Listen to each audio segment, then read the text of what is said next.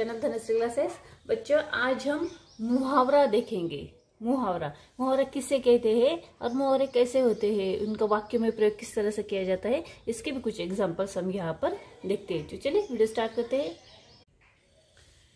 मुहावरे किसे कहते हैं, यहाँ हम कुछ एग्जाम्पल्स देखते हैं। पहले देखिए, यहाँ पर टीना बहुत तेज से दौड़ती है। टीना बहुत तेज से दौड़ती है, तो हम इसे मुहावरे में कैसे कहेंगे कि टीना हवा से बातें करती है। मुहावरे में क्या कहेंगे कि टीना हवा से बातें करती है, मतलब वो बहुत तेज से दौड़ रही थी, इसलिए तो हवा से बातें करती है। पिताजी ने पुनीत को शाबाशी दी। अगर पुनीत स्कूल में फर्स्ट आया तो पिताजी ने उसे क्या किया, उसे शाबाशी दी। तो पिताजी ने पुनीत की पीठ थपथपाई। मुहावरे में कैसे कहेंगे, पिताजी ने पुनीत की पीठ थपथपाई, इसे हम मुहावरा कहेंगे। अभी मुहावरे की डेफिनेशन देखिए, आप लोग को वो समझ में आएगा। देखिए यहाँ पर विशेष अर्थ देने वाला शब्द समूह मुहावरा कहलाता है। विशेष अर्थ, इस एग्जाम्पल में हमने क्या देखा कि विशेष तरीके से कई बात पढ़ने में मजेदार लगती है।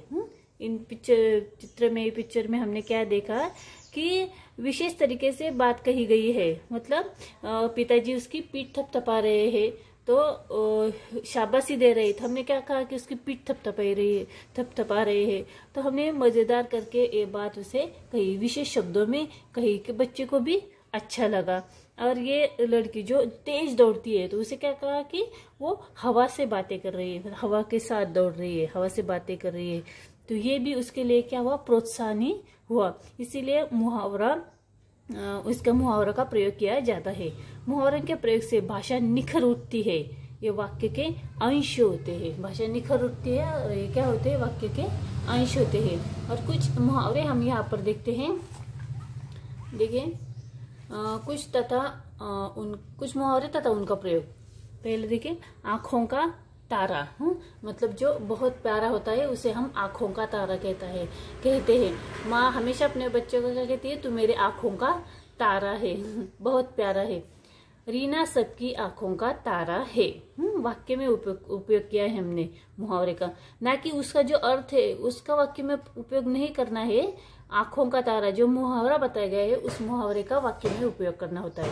रीना सबकी आंखों का तारा है, इस तरह से। आगे है, आंखों में धूल झोंकना, मतलब धोखा देना।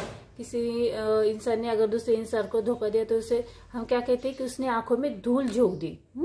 तो वाक्य में उपयोग देखिए, अपराधी पुलिस की आंखों में धूल झोंक कर भाग गया। जो मुजरिम होता है, अपराधी होता है, वो पुलिस को धोखा देकर भाग जाता है, तो उसे हम क्या कहेंगे कि अपराधी पुलिस की आंखों में धूल झोंक कर भाग गया। आगे है, आग बबूला होना, मतलब बहुत गुस्सा आना। हमें अगर किसी के ऊपर बहुत गुस्सा आया तो उसके आग बबूला होना कहते हैं। देखिए, अपनी जरूरी कागज बिखरे देखकर पिताजी आग बबूला हो गए। अपने काम के कागज इधर उधर बिखरे हैं, बच्चों ने अगर इधर उधर फेंक दिए तो पिताजी का हुए, बहुत गुस्सा हुए। तो वाक्य में ऊपर किस तरह से कहेंगे, मुहावरे में क्या कहेंगे कि पिताजी अपनी जरूरी कागज बिखरे देखकर पिताजी आग बबूला हो गए। मुहावरे का वाक्य में प्रयोग करने के लिए पहले हम मुहावरे का अर्थ जो होता है वो हमें अच्छे से मालूम होना चाहिए, ताकि वाक्य में प्रयोग करने के लिए हमें आसानी हो जाए। आगे है, आसमान सिर पर उठाना, मतलब बहुत शोर करना, जोर जोर से चिल्लाना, शोर करना। उससे कहते हैं आसमान सिर पर उठाना। मेरे भाई ने रो रो कर आसमान सिर पर उठा लिया। आसमान सिर पर उठा लिया। कमर कसना, मतलब तैयार होना, किसी काम के लिए तैयार होना, कमर कसना। आदेश मिलते ही सैनिकों ने युद्ध के लिए कमर कस ली। कमांडर से आगे आदेश मिलते ही सैनिकों ने क्या किया कि युद्ध के लिए कमर कस ली, मतलब वे तैयार हो गए, उन्होंने तैयारी पूरी कर ली। कान पर जू न रेंगना, मतलब असर न होना।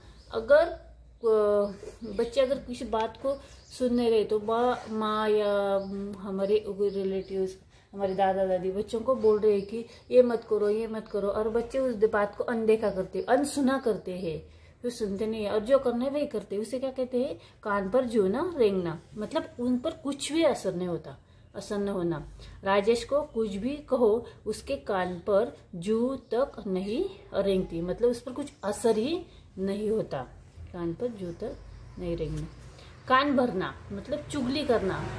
बुरे लोग हमेशा दूसरों के कान भरते रहते हैं। चुगली करना मतलब इसकी बात उसको बताना, उसकी बात किसी दूसरे को बताना, दूसरे की बात तीसरे को बताना और ज्यादा पड़ा चढ़ा कर कहना, इसे कहते हैं चुगली करना। बुरे लोग हमेशा दूसरों के कान भरते हैं। तो इस तरह से हमने यहाँ पर कुछ मुहावरे और उनका वाक्य में प्रयोग किस तरह से किया जाता है ये सारी बातें यहाँ पर देखिए। आई होप आप लोगों को मुहावरा क्या होता है और वो किस तरह से वाक्य में प्रयोग किया जाता है इसके बारे में जरूर बातें समझ में आई होगी। ये वीडियो आपको काफी हेल्पफुल लगा होगा। अगर हेल्पफुल लगा तो प्लीज वीडियो को लाइक करना, शेयर करना और चैनल पे अगर आप नए थे इसे सब्सक्राइब करना। वीडियो देखने के लिए धन्यवाद।